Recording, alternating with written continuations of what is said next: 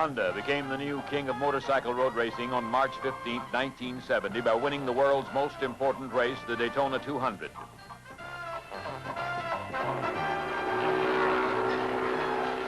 American Honda's first all-out effort at Daytona was a Cinderella story for the CB750 and rider Dick Mann. The winning combination scorched the track and the competition with a record average speed of 102.697 miles per hour.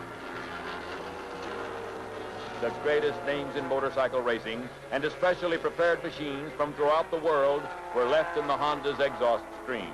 In one great moment, Honda proved it builds the world's best motorcycles. But Dick Mann and his orange number 2 racer were both far from favorites when they arrived at Daytona, citadel of American racing.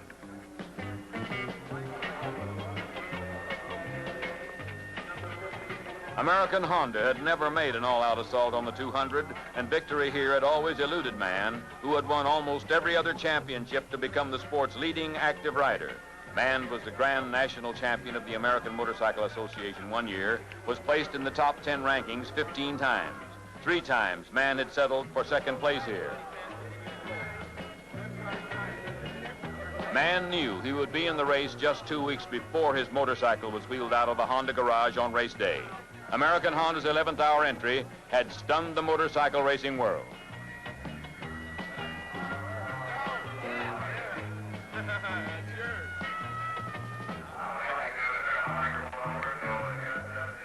The Honda team, in addition to Mann, was composed of 3 champion riders from European competition.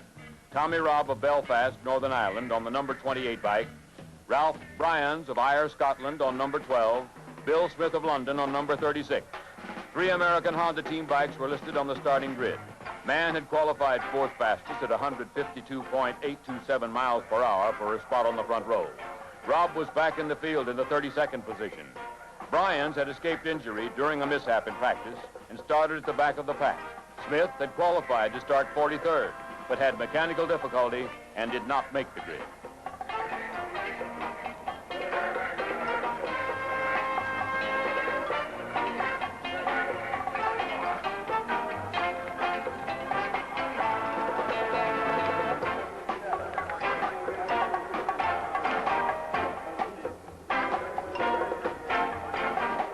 The Honda team was confident of having the fastest bike on the track, even though Gene Romero had won the pole position with a speed 5 miles per hour faster. After Mann's qualifying run, his crew located a maladjustment in his engine. When they solved it, they knew it would produce additional horsepower. But even still, the competition had no way of knowing how the Hondas would react to a long race over Daytona's 3.81-mile road course. Turns as steep as 31 degrees would subject riders to tortuously high G-forces at speeds of more than 160 miles per hour.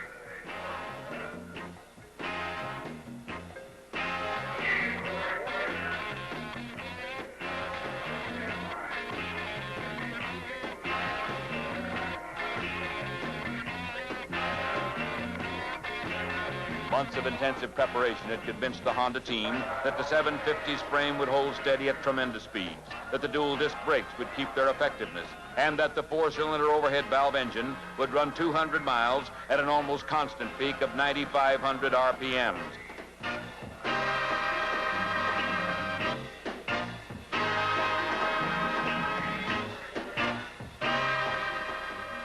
Mann consulted veteran racer Bart Markle for pointers.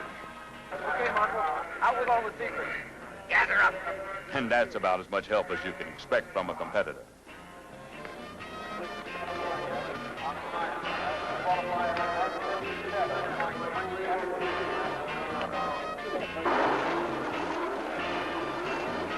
The American Honda team's preparations would move into action as soon as the starting grid was cleared.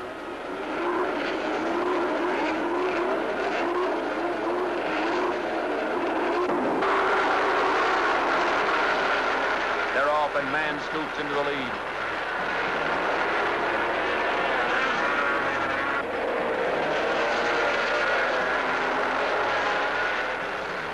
Winding his 90-plus horsepower engine out to 80 miles per hour in first gear, Mann shows his tailpipes to the faster qualifiers and gets so far ahead on the backstretch, he's out of camera range.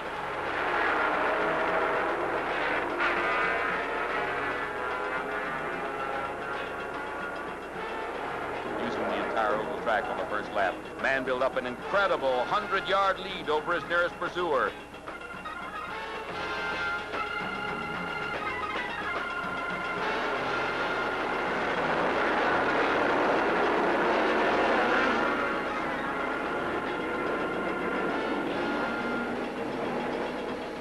With the help of a dedicated team, headed by Yoshio Nakamura, Honda Research and Development Center Director, Dick Mann proved the Honda was the fastest second time. Mann was second to Nixon, with Halewood close on Mann's heels.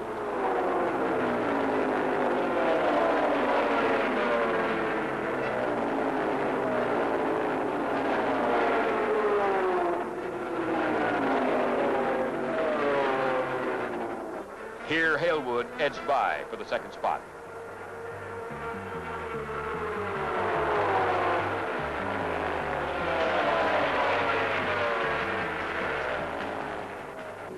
Traffic produced some spectacular mishaps, but fortunately, no one was seriously injured.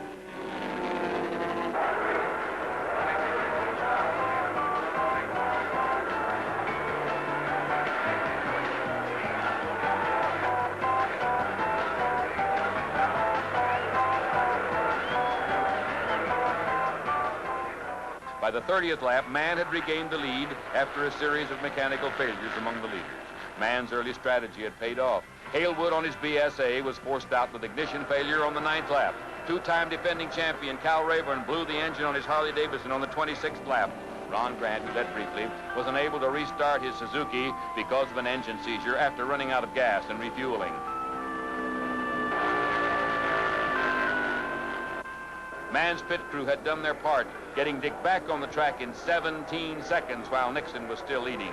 Mann took the lead for good when Nixon limped into his pit with a burned piston on the Triumph.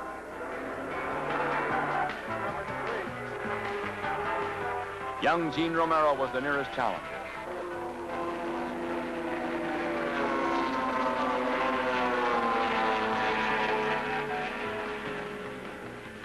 Mann continued to make his way carefully around the track, very carefully as he narrowly misses this spill.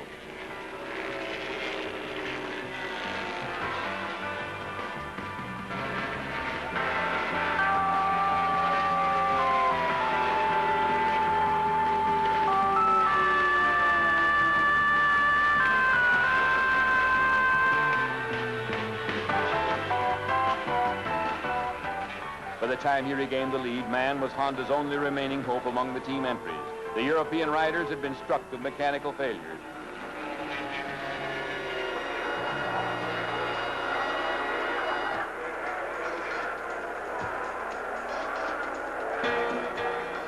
Mann continued to guide the rock-steady Honda straight through Daytona's wind-whipped turns and mile-long straightaways. Among the remaining contenders were Canadian Yvon Duhamel on a Yamaha, Don Castro aboard a Triumph, and, of course, the hard-charging Romero.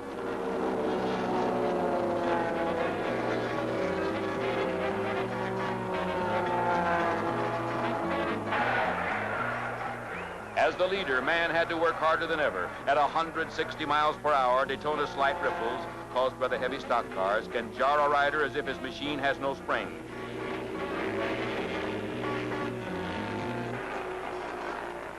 Soon, only 15 seconds separated Mann and Romero. Mann's crew kept him informed of the time interval between him and the second-place bike.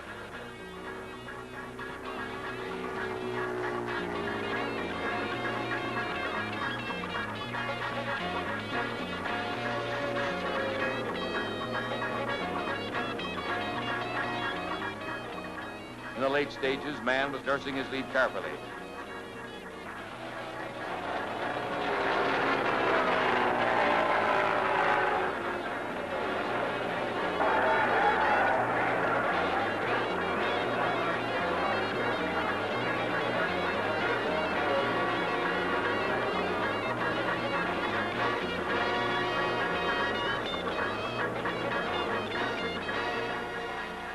Fatigue of men and machines continues to take its toll.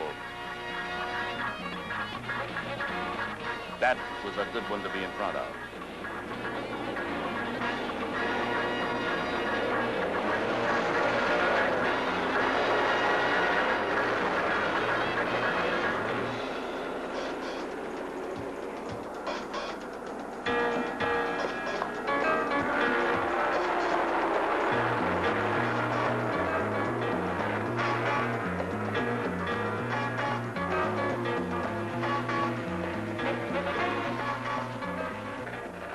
Still, Mann allowed Romero to gain time in order to save his machine.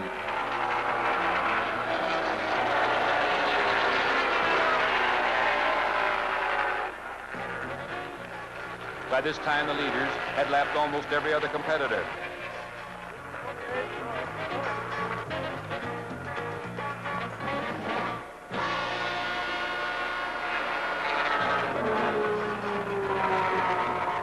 Mann said later that when he took the yellow flag, he knew he'd be struck by lightning on that final trip around the course. And Dick Mann wins. It was a triumphant ride toward victory lane for the man they called Bugsy, and a glum one for Romero. Mann had completed the 200 miles in 1 hour, 57 minutes, and 13 seconds, fastest in history. And it's been a long, long time, Dick. The last time we were down here was 1962, as we talked about the other night. Did you have any problems at all? Well, I had a little throttle problem just before halfway. It wouldn't shut all the way off. And then after the gas stop, I got a little bit of a misfire, and it ran on 3, I think. Did you have any problems while you made your gas stop? Anything at all, or was the crew right on the ball? Absolutely perfect pit stop. No problems at all. Did any of the slower riders give you any problems out there today? No, I'm terrified of slower riders. They didn't bother me.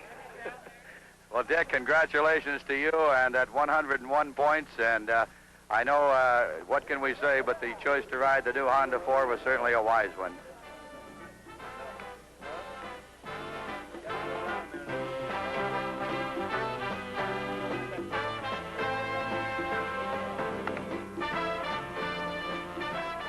The winner at Daytona gets a big trophy for a big job.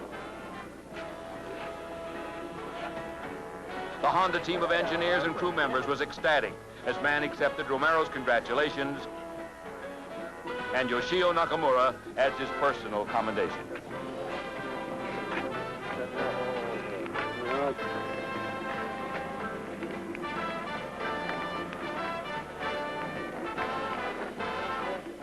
Before the race could be made official, Mann's bike had to go through a tough technical inspection.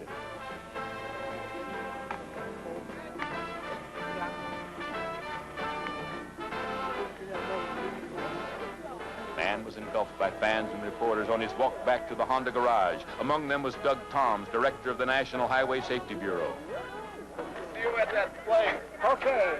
There's one of them girls from the drive. I noticed that the Honda smoked quite a bit as you downshifted coming into the first tight turn. Yeah, this was a calculated thing. They wanted to keep the top end pretty cool and oiled it a little extra bit. So they were running it a lot of oil in the upper end, and that was blowing past the valves. And Yeah, it was on purpose. How fast did you feel that you were getting when you were up on the straightaway? Well, early in the race, before it got a little misfire, it was running in the neighborhood of 162 or 3. It was Dick Mann's fate to propel himself and Honda into preeminence by winning what many people consider to be the most important motorcycle road race ever run. Later that evening, Mann received a standing ovation by his colleagues and competitors at the victory banquet. But by that time, Dick Mann had already learned that you do meet the nicest people on a Honda.